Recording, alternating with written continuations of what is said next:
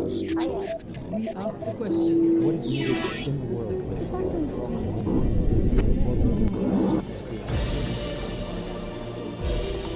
Meet Africa's richest man, Aliko Dangote. Forbes magazine estimates his wealth at $25 billion, making him the 23rd richest man in the world with a growing portfolio of investments across Africa. The Nigerian business magnate began with a small trading firm in 1977. Today, his businesses cover everything from cement manufacturing, food processing to freight. Dangote Group employs about 25,000 people in Nigeria. It is building cement factories in 16 African countries and buying mining licenses from Kenya to Zambia. Aliko Dangote has taken on the aura of an economic folk hero for some, turning a loan from his uncle into the most successful business conglomerate in Africa. But to others, he is a villain who's used his political connections to sideline the potential competition. Aliko Dangote talks to Al Jazeera. Aliko Dangote, thank you very much for talking to Al Jazeera. Thank you for welcoming us into your home here in Lagos. You're very welcome. Your story, Aliko Dangote, says what is possible about Africa. Tell us about your journey to success. How were you able to turn a loan from your uncle into the most successful business conglomerate on the African continent? You know, I mean, Africa is full of opportunities. And I think what we did was to actually to harness fully the opportunities that, we met on the ground. I mean, we've done quite a lot in various areas. We started first, with trading. After succeeding with trading, now what we did was to go into manufacturing, which is normally a very difficult area, especially from this part of the world because of lack of power. Right. But we've been able to resolve those issues, and we're able to, succeed in most of what we are doing. We are interested in the man, Aliko Dangote. Tell us about your upbringing, because your story is not really of one from rags to riches. You come from a wealthy family in Nigeria. Well, I came from a wealthy family. My grandfather was my great-grandfather from my mother's side was actually very, very wealthy, Alassane Tata. And then his son, also Sanusi Tata, whom really raised me up because, I lost my dad at the age of 8.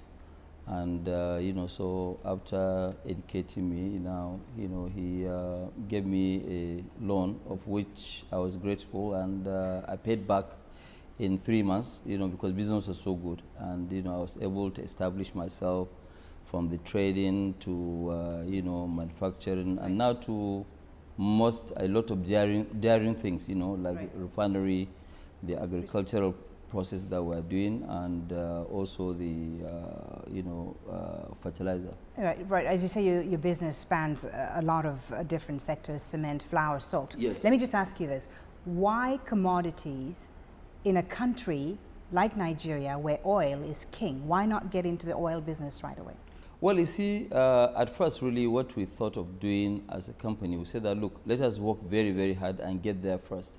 Because if we had followed that trend of dealing in oil, would have actually tainted our name, that name, because, yes, the household name, because people will always think that, look, you have made this much money because you did a lot of unethical deals in oil industry, because you know the story of the oil industry. So we actually kept out of oil at all and just concentrated on food items. As you mentioned, you're going up the food chain now, getting into energy, and in particular oil and gas refining.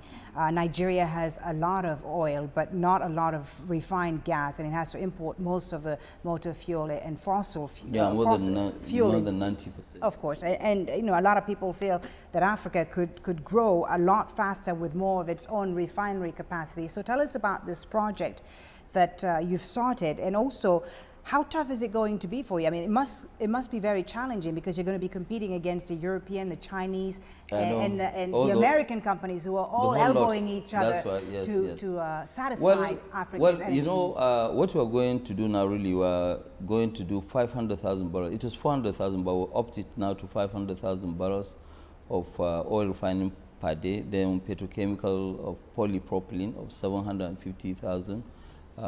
Metric tons. I know that, yes, it's very, very challenging, but that's what we like. In Dangote Group, we like challenging things, and we like to make sure that we do things where we'll make our country proud and also self-sufficient. So once we do this, Nigeria will never ever import any oil at all. No petroleum products, zero. We'll meet up the full capacity, and we've taken up a land that will allow us to grow 3 times. So we have plans of also further growth. But the challenges, I think, will be able to surmount most of them because, number one, we're a local domesticated refinery.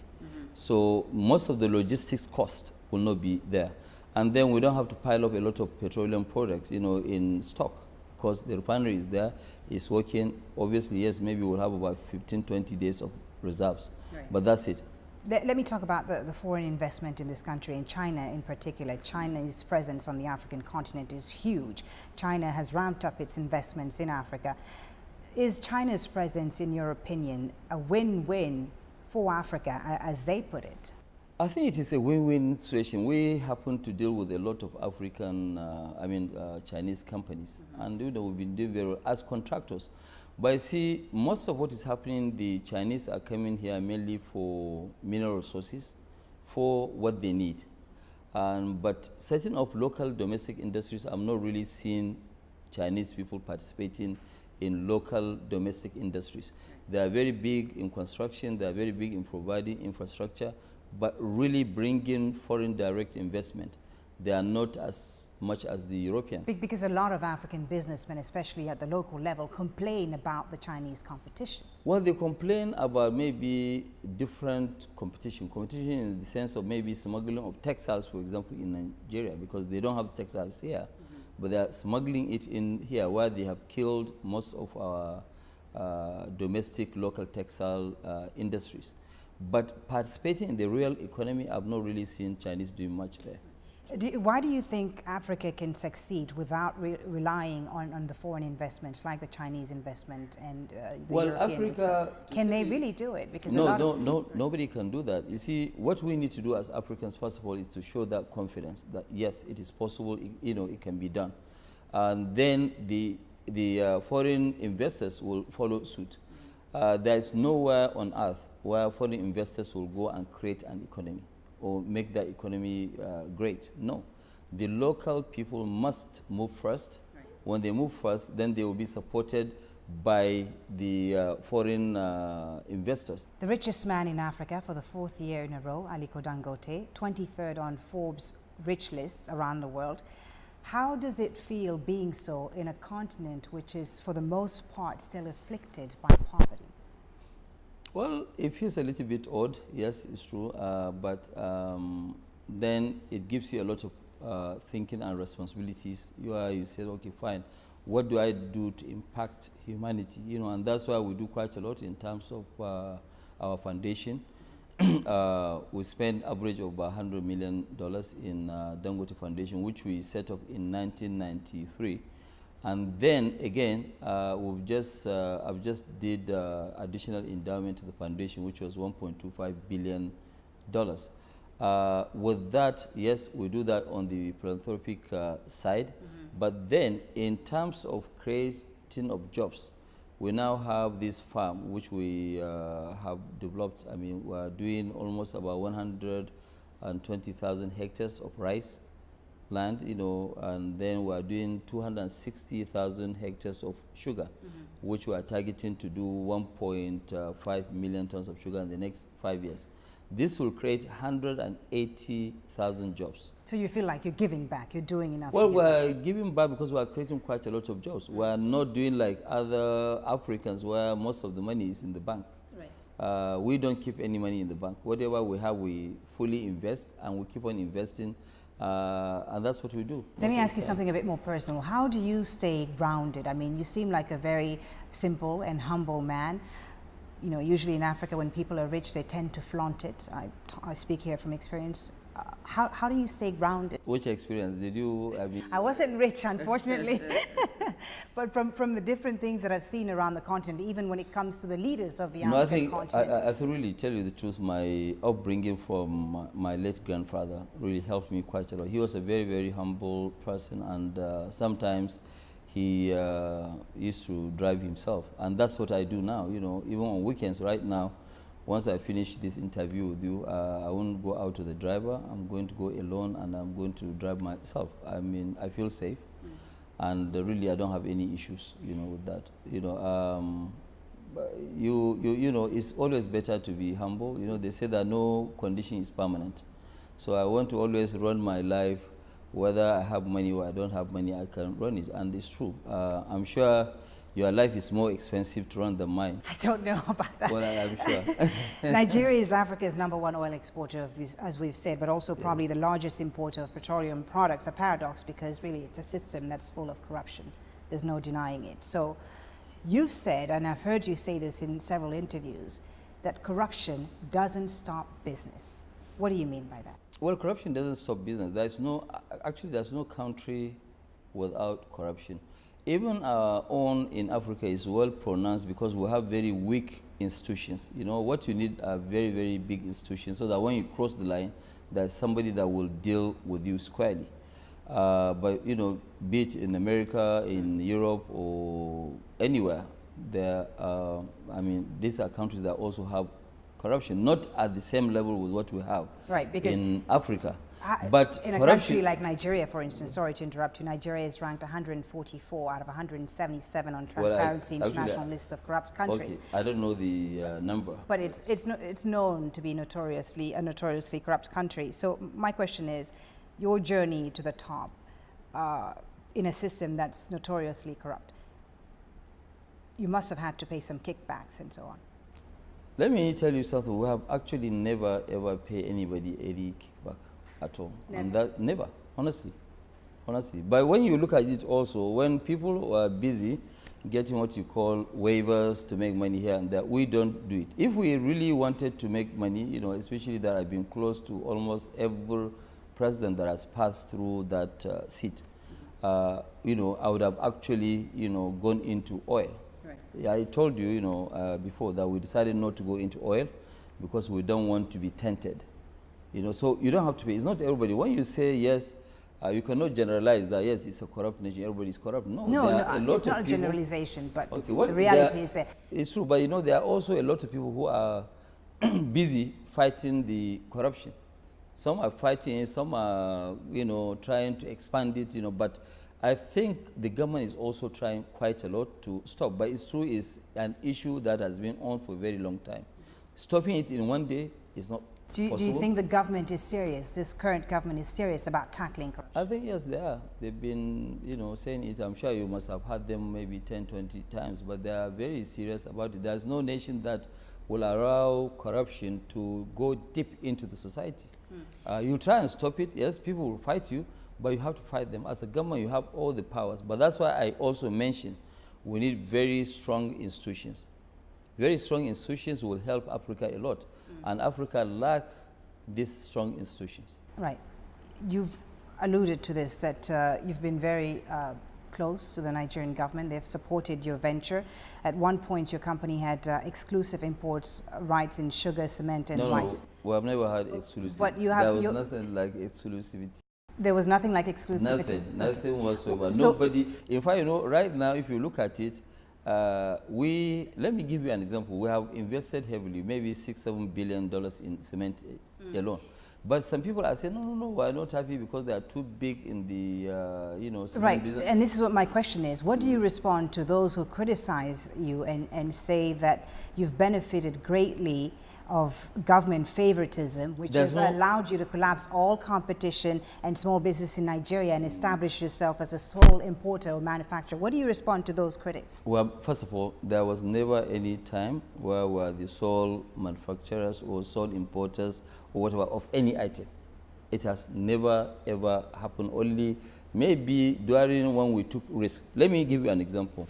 There was nothing like sugar industry in Nigeria. You know, and everything was imported, maybe small, the farming side. We took a risk in 1999 and opened up a refinery which we built with about $250 million then. Okay, so if we are the only ones having that sort of refinery, nobody was stopped how can you say that somebody has given us a license? We are not giving a license to operate alone. Okay, what normally government will roll out, like right now, let me give you an example. Government has rolled out their agricultural policy on self-sufficiency in sugar. Okay, nobody is investing, maybe two of us. So tomorrow, when we are successful, somebody will rise up and say, I don't know, this is a monopoly. It's not a monopoly because nobody has been stopped. That's number one. Number two, government has always been begging people to come and invest. So if we heed the call of government to go and invest, is that a problem with that? But can you understand that some people may see your close ties with the government, whether it's former President Obasanjo or the current government, as they can see it as a sort of favoritism? Could you understand that? Let me tell you something. You know, during the regime of Obasanjo had never ever given me anything directly. And, you know, I know that you helped finance his campaign, according to it. No, well, you know, whether I finance his campaign, but when I finance a campaign for anybody, it has no relationship. There are some African presidential campaigns that, yes, we fund, or we are part of the funding, but we have nothing to do even in the country. What we are looking for is good governance. Okay, so today, for example, you know, during Obasanjo's regime, which favors were we given?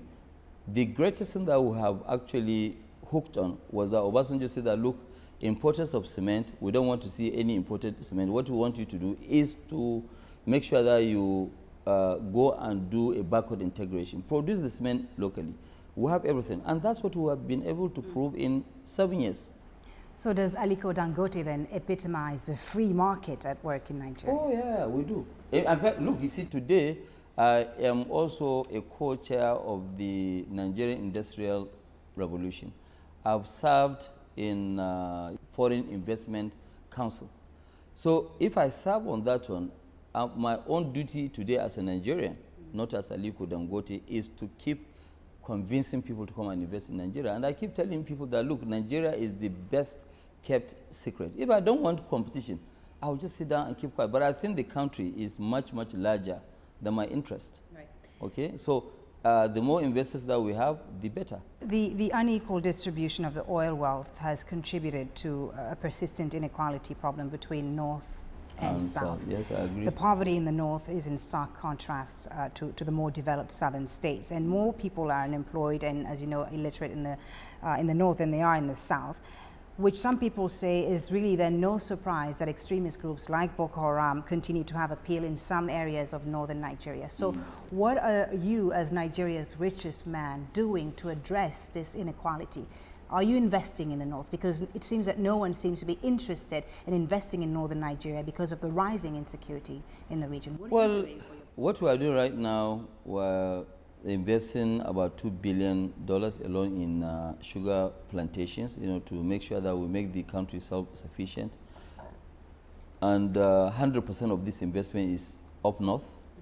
You know, almost about 55% of our cement production is up in the north central part of the country. In the northeastern and northwestern part of the country, that's where we're doing this sugar.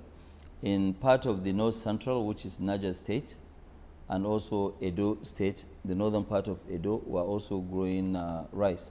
But in a nutshell, we'll be spending almost maybe up to about $2.5 billion by creating 180,000 jobs. And that's just a start. Right. So you agree then that to address the threat of Boko Haram, you need to... I said it before. To address the fundamental problems of the Yes, I said it during the World Economic Forum that, look, part of the only thing that we can do to stop Boko Haram is to create jobs. Because when you create jobs, they themselves, they will find it very difficult to recruit people to join them. Because, you know, everybody will be busy. But you are right, it is also very dangerous to allow people to just sit down morning, day and night, 24 hours, 7 days a week, while they have nothing doing. Right. Yeah, definitely. I mean, it's a recipe for crisis. Nigeria recently overtook South Africa as the continent's largest economy, but you wonder how much direct investment can this brand new economy truly bring if Nigeria is still defined by insecurity? Well, what do the people, the investors that you deal with, the foreigners that you deal with, what do they tell you about this particular issue? Well, you see, it depends on the appetite of the investor But I can assure you the insecurity and all the challenges that we're facing, it's true, we're facing. It's not good for me to tell you here that we're not, because it's a well-known stuff.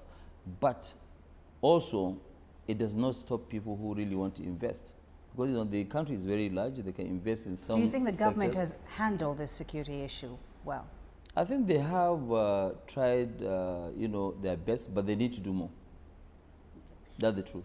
I'd like to talk about religion, a sensitive issue in Nigeria. You were educated at Al-Azhar University, which is the highest institution of Sunni Islam. What role has religion played in your personal life?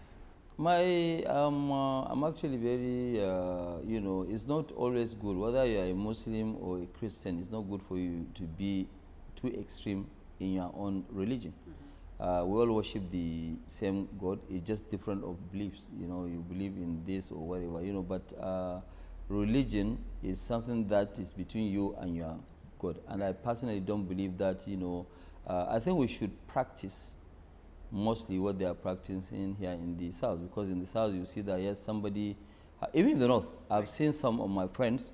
They are married Christian, women, and they did not ask them to change their religion. So more tolerance. Yeah, so it's not even allowed.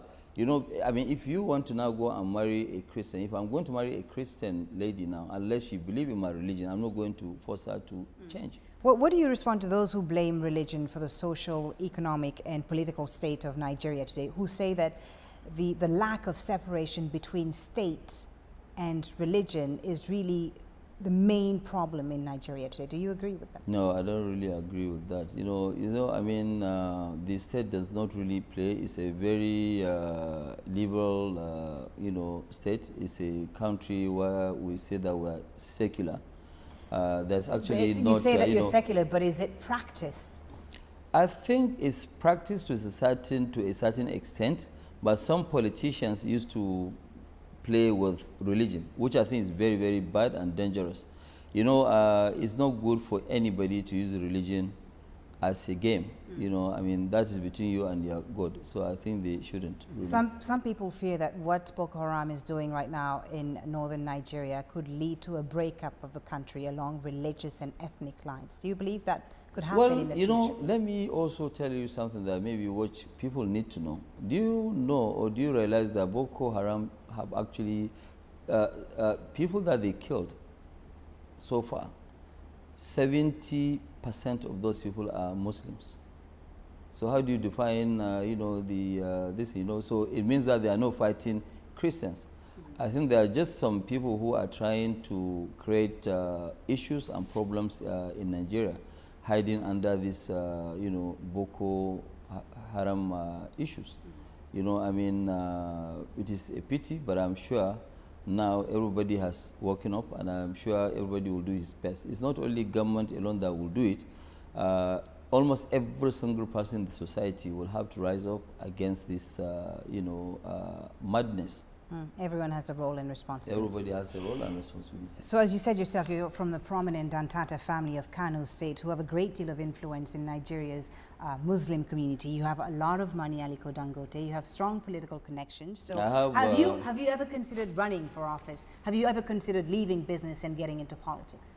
It's just like clapping. There's no way you can clap with one of your hands. You need another hand. Even when you go into politics, if the economy is not doing well, what are you going to rule? You want to rule people in poverty, right? Which is not right. So I think people who are specialists in politics, we will support the good ones. They will go and run the, the political side of this. My own role is to see how can I develop Nigeria? How can I create jobs?